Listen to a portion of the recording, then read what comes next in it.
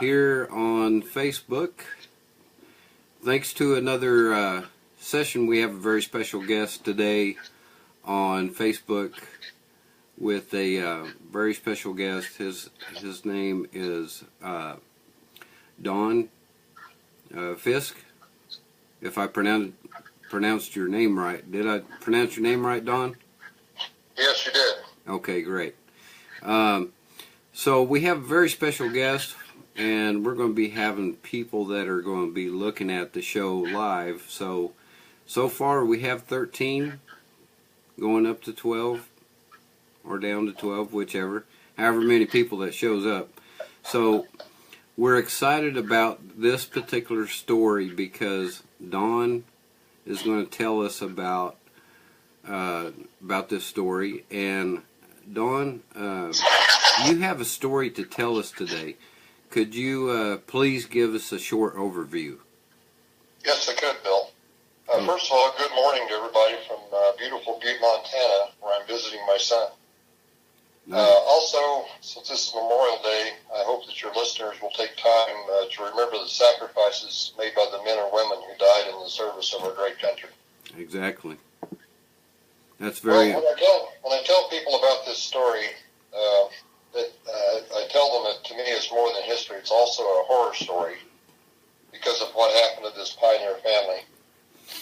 The John German family, comprised of parents John and Lydia and their 7 offspring, was on its way to Colorado for its drier climate and a new start in life from their northern Georgia home in 1870. For years, this dirt-poor family traveled toward this goal, stopping to work when money ran out, often for 50 cents per week each. After a 2-year stay near relatives in Missouri, they once again took to the road. Then after a 10-month stay in eastern Kansas, they were moving again. In western Kansas, near Russell Springs, they encountered a band of 19 Cheyenne Indians. Wow. So, could you elaborate basically, how did you get the interest in this event? Well, it was totally by accident. Years ago, I was in western Kansas, and I visited the old Fort Wallace Cemetery outside the near ghost town of Wallace in western Kansas. I saw a headstone with a covered wagon and an inscription, "Killed by Indians," engraved on it. That kind of piqued my interest, and I went into the Fort Wallace Museum, where I saw a watercolor of a pioneer family being attacked. I asked a museum person if that had anything to do with the headstone that I'd seen in the cemetery, and she said yes. She gave me a file, mostly of newspaper clippings. I began reading it and quickly became fascinated with the saga of the German family tragedy. Wow. That led me to read some more. There were books written by descendants. I see. So where did the German family come from? I mean, I know they probably came from northern Georgia. Northern Georgia. Yeah. Okay, so whereabouts in Germany did they actually descend from to come to the United States? Do you know? No, they may not have even come from Germany. German was simply a family name. It had nothing to do with their nationality that I know of. I see. So, the viewers are going to be wanting to know a lot of questions about their heritage as well and all that kind of stuff. And you have pretty good details about most of that stuff. So, what source did you use? Well, there were primarily a couple of books written by a couple of descendants. The first one I read was called Girl Captives of the Cheyenne, written in 1927 by Grace Meredith and Catherine German, who was one of the family members involved with this. Her married name is Swerdfigger. She's been dead for quite a while. The other book that I read later, published in 1998 and written by Arlene Jochen, who was a great-granddaughter of Sophia German, another one of the daughters involved in this tragedy. I see. I also talked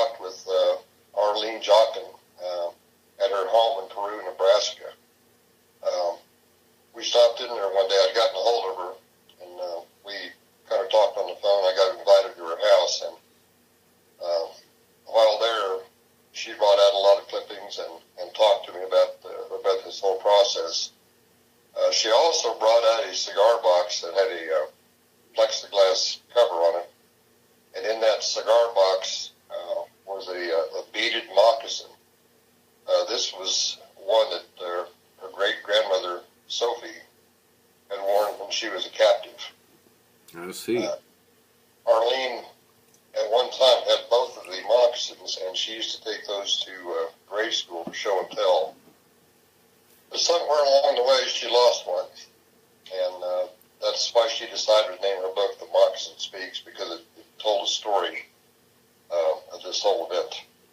There are also newspaper articles that I read and things online, and another book called West of Wichita by Dr. Craig Miner, who was one of my history professors at Wichita State University. I also learned that he helped Arlene Jochen write her book. I see. So you being a historian, you found a lot of great information that that actually brought this story on. Could you elaborate more on the story? I sure could. John and Lydia German, husband and wife, lived in northern Georgia with their children.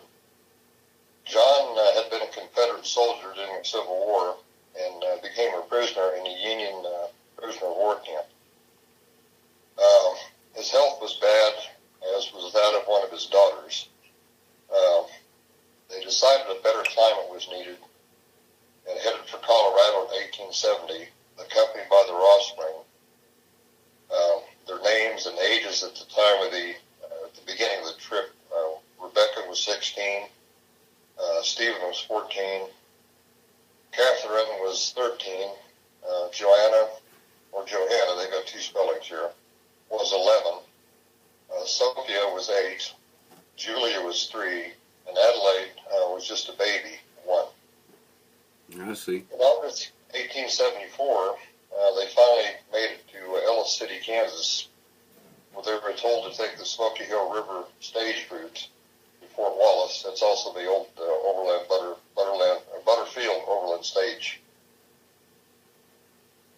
And they were advised to do that since there was little water along the railroad, and water was more readily available on the other route, and there had been no Indian problems in so long that it was thought they were over for good. Meanwhile, the people who would soon devastate this family were making their way north in Texas. Their leader was a man named Medicine Water, who was the chief warrior of the Cheyenne Bowstring Society, and his wife, Mochi, I don't know if I'm pronouncing that right, but her name translated into English into Buffalo Catwoman. She had had her own tragedy in life, tragedies actually. She personally witnessed the Sand Creek and Washita battles and lost family members to whites. So she, even though it had been 10 and 6 years respectively, she had a big grudge. Wow. This band had fought at the Second Battle of Adobe Walls, Texas, on June 27th in 1874. They had expected an easy victory, but instead were defeated. And this is the fight where the buffalo hunter and scout Billy Dixon had made his famous shot. The Army had gone out in modern times and had actually measured the distance, and it was, I can't remember exactly, it was close to a mile that he'd done with a Sharps buffalo gun. After that, the rest of the warriors kind of gave up. It was a combined force of Cheyenne, Comanche, and Arapaho.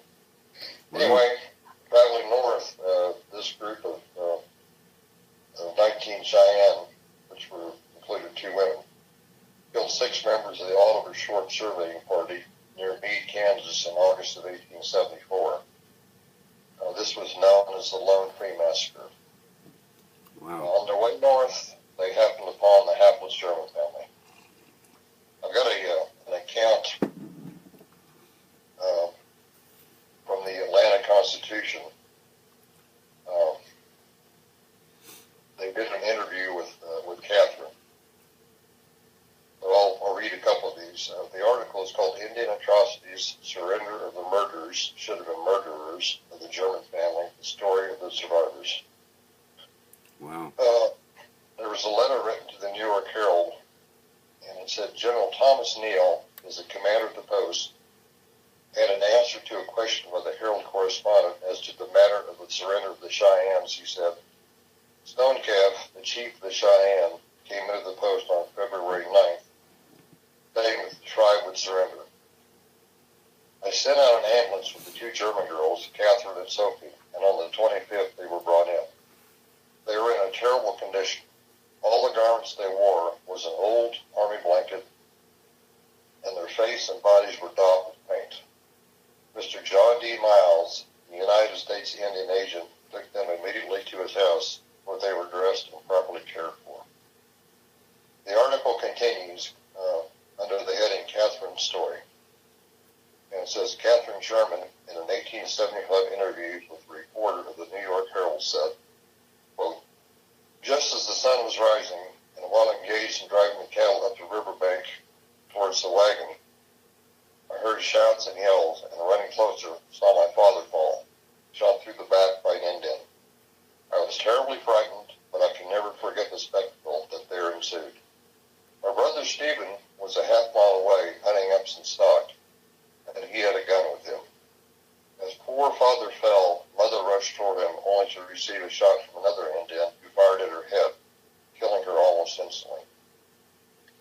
My father was not killed at once, for he moved his arms about as he was scalped by one of the party. They also scalped my mother. An old squaw picked up our axe and struck it into my father's head, leaving it fixed in his skull. During the time this was going on, one party rode after Stephen and shot and scalped him. My sister, Rebecca, made a brave defense with an axe. She knocked down one of the Indians and would have killed him if she had not been tomahawked from behind. While half insensible and scarcely alive, the Indians, 5 or 6 of them, despoiled her person, and after that scalped her. They then carried her near the wagon, tore off her clothes, piled them over her, with some other things from the wagon, and while she was still alive, set fire to the pile and burned her up. Wow. And the correspondent goes on and says, here the broken-hearted girl broke down, and the reporter waited some time before she could proceed amidst sobs and tears.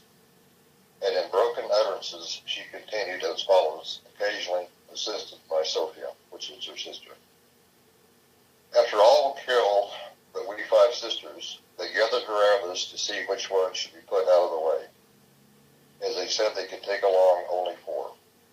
One Indian, who seemed to be a chief, came up and looked at Joanna and me, suddenly drew up his gun and shot my sister's head off. I was so frightened that I could not stir for a long time. As soon as they got everything they wanted, they set the wagon on fire and killed the cattle. Then made Sophie and I get on horses and tied us on, took our 2 little sisters up in front of them, and started off as fast as the horses could go. We traveled all day going due south, I should judge. One squaw tried to save Rebecca's life, but the Indian she hit with the axe said he would have her scalped, and he would have her scalped, and so she was shot. This section here is just pretty hard to understand how Rebecca survived long enough to be shot, because she, Catherine, almost, to me pretty clearly, stated that Rebecca was damn near dead, or she'd been burned also. Wow. Well, they continue. After traveling 2 days, we crossed the railroad back. The day after we got over the railroad, Medicine Man, which means medicine water, with a small party left, and we were gone until late in the afternoon. When they came up to us, they had 3 fresh scalps and a number of articles of wearing apparel that must have belonged to a man, woman, and small child. Also had a lot of canned fruit and oysters. After keeping us riding nearly 2 weeks, the main camp near the Staked Plains was reached. Stonecalf had command, and when they brought us in, all the tribe turned out and had a great time. The same night, they had a big scalp dance with the scalps of our family and made us all look at it. 2 days after the main body of Indians was reached, they took sisters Julia and Nancy away from the camp, and I have never seen them since. Sophia saw them once, about December, but only for a few minutes. All of us were one day placed on horses, and after the Indian fashion made to ride as fast as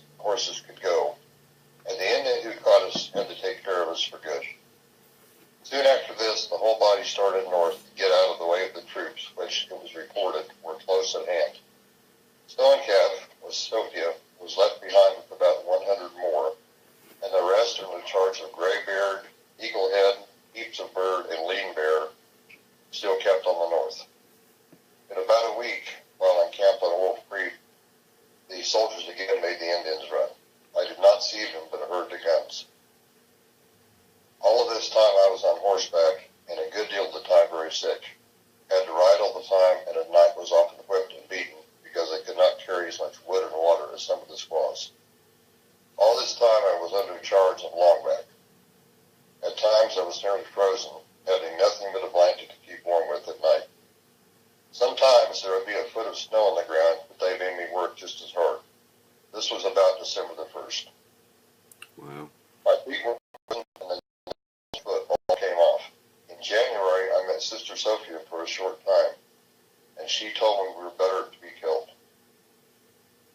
The reporter asked Catherine if she thought they would kill her, and she answered, "No, I always thought the soldiers would release us sometime," and told Sophia not to be afraid. Catherine continued, "In the latter part of January, I received a letter from General Neal, brought to the camp by a Kiowa scout, telling me to keep up good spirits and the soldiers would soon capture us. The second letter was received after this, but the Indians would not let me open it. We had little to eat.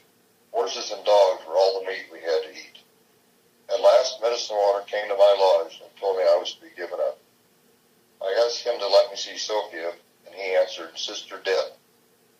I did not believe him, and one day Stonecalf told me she was alive and well.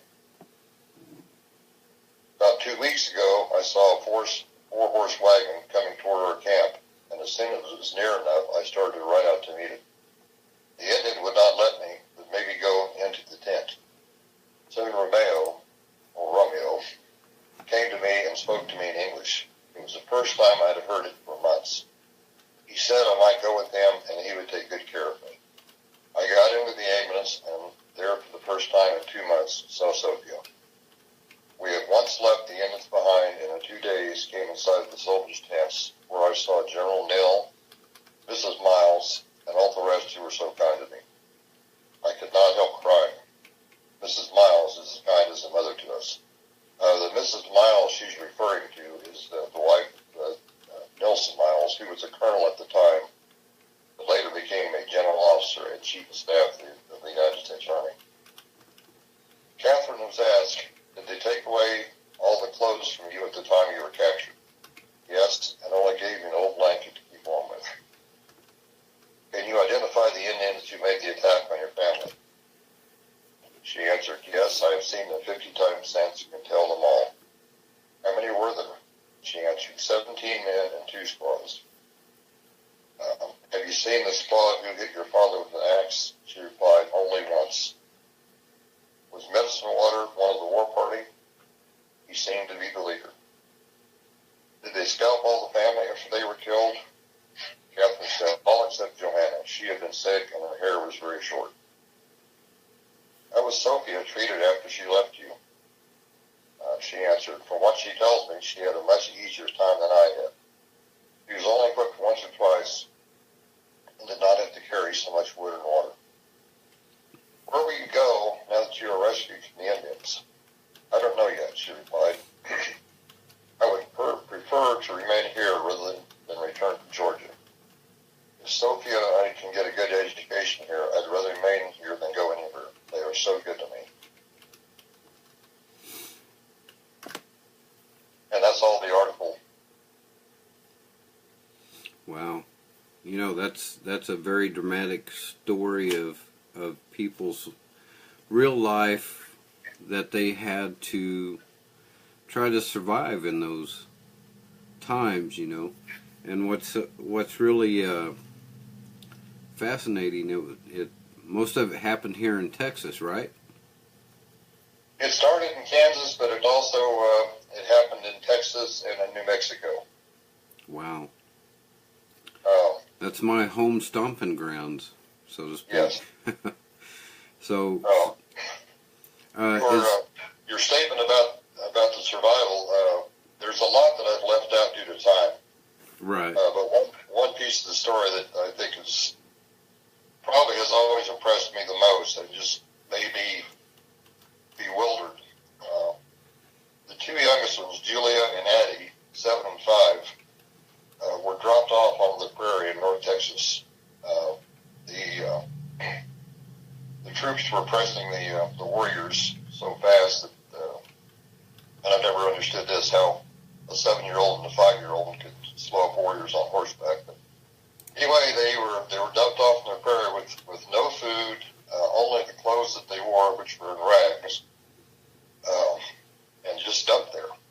Right. And the story of these girls, how they survived, it just utterly amazes me. They dug roots. They happened to find an abandoned army camp and found some corn and the remnants of the fire. It's just heartbreaking to think what these little girls endured. Right. And you wonder how in the hell they did it. They talked about at night sometimes wolves would circle their little camp. And it's just horrifying to me that this happened to them. Right. Providence was with them because Stone Cap had gotten word that these daughters had better all be returned, or it was going to go very badly for the Cheyenne people. So he sent out another band of warriors to locate the two girls that were on the prairie. And the day after they were picked up, a norther, which is, for people who don't know Texas talk, that's a bad cold storm. They came in. So had they not been picked up when they were, they would have died of exposure. Right. So let me ask you a question. Did we talk about where this event happened, mostly in Texas, and then we'll also elaborate through from Kansas? Well, let's talk about Kansas and then Texas and then New Mexico. Do you know about where those places are, and do they have places where people can find these stories? Yeah. I'm going to get to that. In Kansas, it's the nearest town is Russell Springs, which is west in western Kansas, and it's a bit east of Sharon Springs and southeast of Goodland. Okay. So far as Texas, let me tell a little bit more about the story. This is the final part of the story. Okay. Survivors. The younger girls were rescued by Lieutenant Frank Baldwin and his troopers at McClellan Creek, Texas, on November 8th, 1874. That's near Pampa, or is it Pampa or Pampas? I can't remember. Texas. Frank Baldwin, the more I read about the West, the more his name keeps popping up. He was one of very few Army men who earned 2 Medals of Honor, and he got one of them for this exploit at McClellan Creek. And his troopers were quite outnumbered by the camp they were attacking. But it's referred to as the Battle of the Wagons because he put his troopers into wagons and headed down the slope into the Indian camp. The older girls were in this camp also, but they've been kept separate from the younger ones. And the older girls, Sophie and Catherine, were taken away by some of the warriors right at the beginning of the fight. The other girls, the younger ones, just again were extremely lucky because after the fighting was pretty much over, one of the troopers had, in fact, Billy Dixon, the scout, had noticed some movement under a buffalo robe, and he almost shot because he thought it probably was a warrior. But he pulled back the buffalo robe, and here are these emaciated little white girls. And the accounts say that the troopers that saw this had to turn away to keep from crying because they were so overcome with emotion about seeing these girls.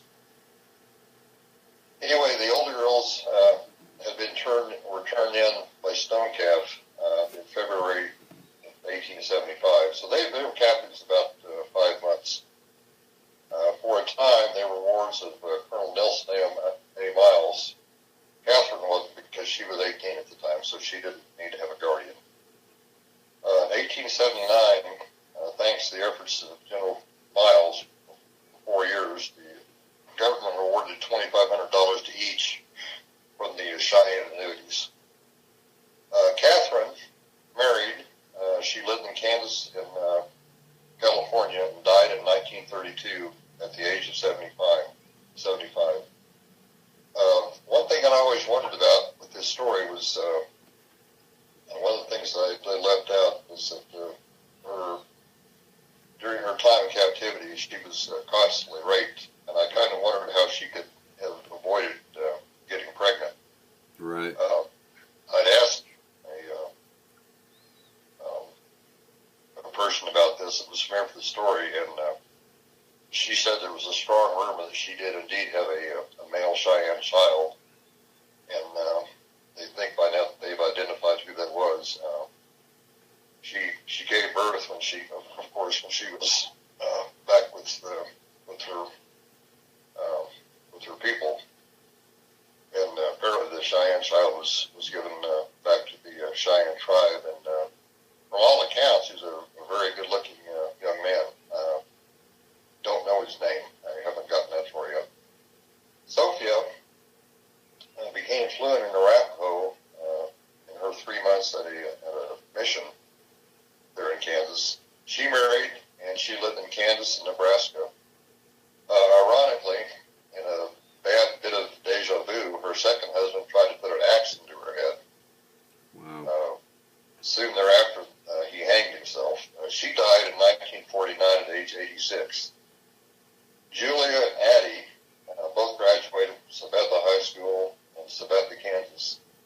Julia became a teacher, married and lived in California. She came back in 1957 to attend the dedication of the Memorial Stone in western Kansas, and she died in 1959 at age 92.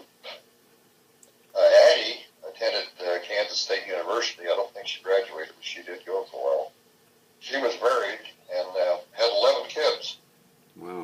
Died in 1942 at the age of 75. Joanna, her remains were never found. That's another kind of a mystery, exactly when she departed. For the Cheyenne, none were executed for the murders, only imprisoned in Florida for 3 years, after which time they came back and were sent to Oklahoma. Medicine Water, the leader, became a government freighter and died in 1925 at the age of 90. Buffalo Catwoman died in 1882 at the age of 41. I don't know if I calculated that right, but that's quite a difference between Medicine Water and Buffalo Catwoman. Yes, it is. Wolf Rogue was the, I hate to say the word husband, but he was the so-called husband of Sophia, the 12-year-old. His likeness is on Minnie Nichols. He died in 1910. Lean Bear, one of the warriors involved, stabbed 2 guards on the train en route to imprisonment in Florida. Then he stabbed himself and died shortly after in May of 1875. Graybeard was shot while escaping from the same train on May 21st, 1875. Stonecalf, who thought it was in the best interest of his people not to make war upon the whites, died in 1885. And he probably was most responsible for keeping these girls alive. Well, in 1927, Catherine German and Grace Meredith wrote their book, Girl Captives of the Cheyennes. Now, a little bit later, in 1998, Arlene Jochen had published her book, The Box That Speaks. The interesting story about this that Arlene told me was that one day she received a phone call. She was at home from a man who introduced himself as John Sipes. And the way he introduced himself, he said that I understand you're writing a book having to do with the German family. And I'm the great-great-grandson of Medicine Water and Mochis, the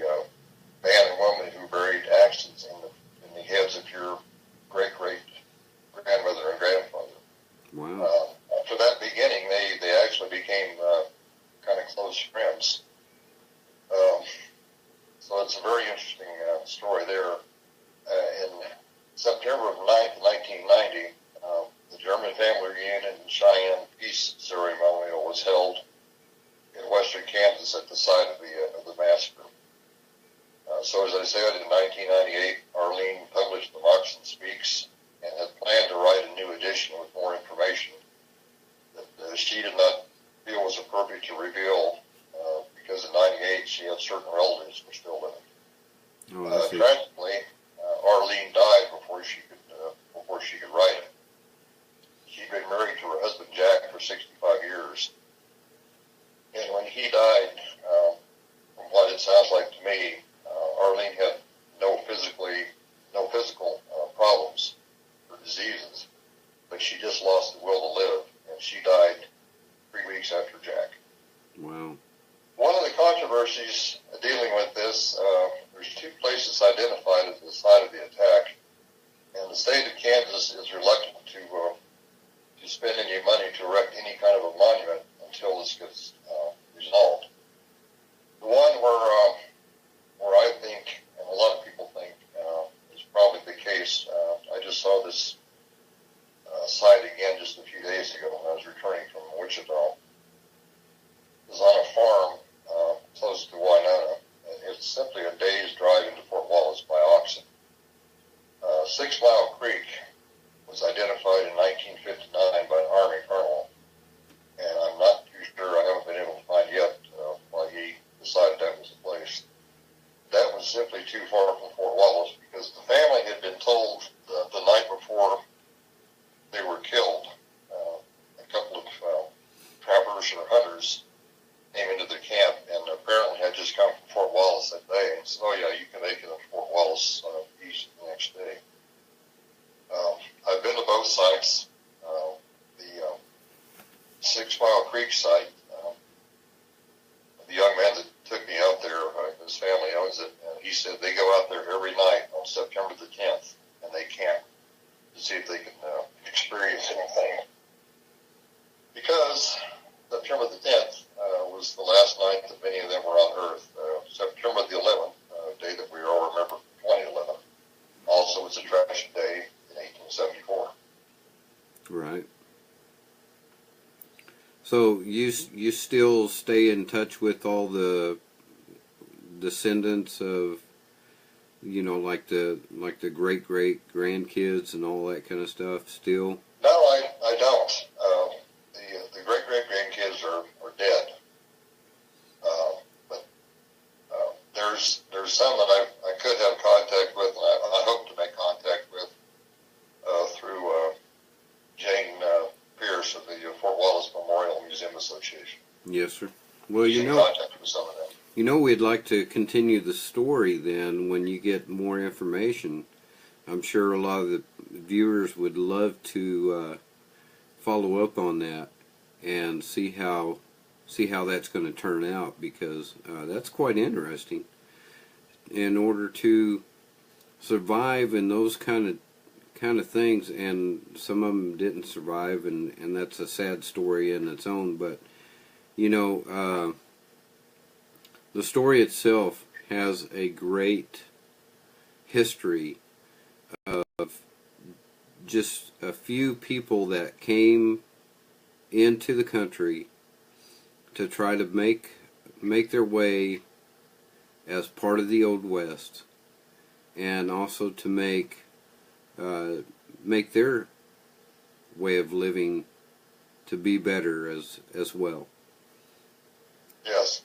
So I commend you very much about the story that you've been following up on, and that you're I take it you're writing a book about it, right? No, not at this time. Maybe someday. Yeah. Well, I hope that you are going to have a great success in the follow-up on that. And we also want to see if some of the viewers may have some questions for you on this event. Maybe some of them maybe some of them didn't even know the story, but but they have a great deal of interest. You know, we have on my Facebook, I have a lot of different people that are actors, producers, writers, and all that kind of stuff. That you know, maybe this is a story of which they can get in contact with you about. I think this would make an incredible movie. I think it would too. You know, it's they're both sides. Here and tragedies happen to them. It was a very tough time. It's just a pathetic story, and you stop and think that had the German family stayed in Missouri or stayed in eastern Kansas, or had they taken a different route, or if the Cheyenne perhaps had not been defeated at Adobe Walls, they never would have met. Right. And the German family would have gone on to Colorado. We never would have heard another word about them. I'm just curious, you know, like whenever they were going from Kansas to Texas, did they follow the routes of other people that were that came from Kansas to Texas, or how did that come about? I mean, how did they know where to go? Well, the warriors knew that territory pretty well. They were Southern Cheyenne. They knew the territory very well. A lot of it was simply trying to stay away from the troops, because they first went south, as Catherine had said, they went south into Texas. Then they went west into New Mexico and north into New Mexico, and then back east through Texas and into Oklahoma finally. Right. A lot of it was just, a lot of it was just evasion, trying to get away from the troops. Right. So they weren't following any roads or paths like the white people would use. They were cutting cross country, and they were trying to stay ahead and trying to survive. Yeah. So they were kind of like making their own way through territory of which they weren't even aware of. Well, no, Southern Cheyenne knew that territory pretty well. Yeah.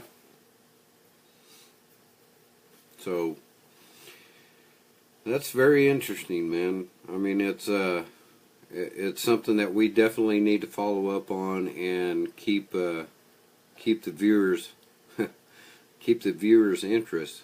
That's for sure. So I hope later on in the future that you'll be able to elaborate more into your research and development into the story, because it is quite interesting, and hopefully if there's stuff that's in museums or stuff like that are along the way from Kansas to Texas to New Mexico, where people can follow up on themselves if they want to do a little bit of traveling and find some information about the story, I think that would be very interesting as well. So we want to thank you for being on How the Old West Was live show, and all the things that you were able to contribute to the Old West was, and the education that we can continue to show for the future of those. Let's see if any of the viewers out there have any questions for you right now, and we'll give them a few minutes or so. Okay. So if you want to talk about something until someone asks a question, continue to do so. I mean, that's totally up to you. Okay. I have been told that there are some documents in the possession of some other descendants, and they just haven't released any of that yet to any researchers. But hopefully in the future that will come about, and the baby that Catherine had, the Cheyenne baby, will have a name, and we'll maybe get his likeness published somewhere, so we know who that young man turned out to be. Right. I'd never heard of this like I said, until I had come through that part of Kansas. And I was on a tour in 2000 with several people, among them Neil Mangan, who was the superintendent of the Little Bighorn for a while. Right. He was very familiar with it, and the way he put it was, if there had there been milk bottles in 1874 and 75, the German girls' pictures would have been on them. So it was pretty well known back then. Yeah, and also, you know, since we have you live on How the Old West Was, when the show is over, if you have any pictures or anything you want to share that with the viewers along with our show, that would be great. Oh yeah, I was going to ask about that. Yeah, I do have pictures that I'll post. Okay, so when we're done, you can go ahead and post it underneath the title of what Okay. I gave you into the show, and so you live in Montana then, right? No, I live in Wyoming. Wyoming. I live in Sheridan, Wyoming. I'm visiting in Montana. Okay. So if people want to get in touch with you, would that be okay with you, or? Yeah, sure. Certainly. Okay. Because I'm sure people would like to know how to get in touch with you, not only on Facebook, but maybe if you want to give a phone number out, or if you prefer not to, just have them get in touch with you on Facebook. That's fine. Yeah, I think Facebook would probably be the easiest way to do that. Okay. Because I'm sure there's going to be some questions. So there again, I want to say thank you for being on How the Old West Was live show. And apparently we didn't have any questions, but you know, you never know. After the show, people do start asking questions. They can get in touch with you and ask you some more details if you have it. And we appreciate you very much, and we're looking forward to having you into the future of How the Old West Was live show again. All right. Well, thank you very much. It was my privilege. And we appreciate you very much. You have a wonderful day. Thank you, viewers, for coming on How the Old West Was live show, and we'll continue on with more shows. So stay tuned and have a wonderful day.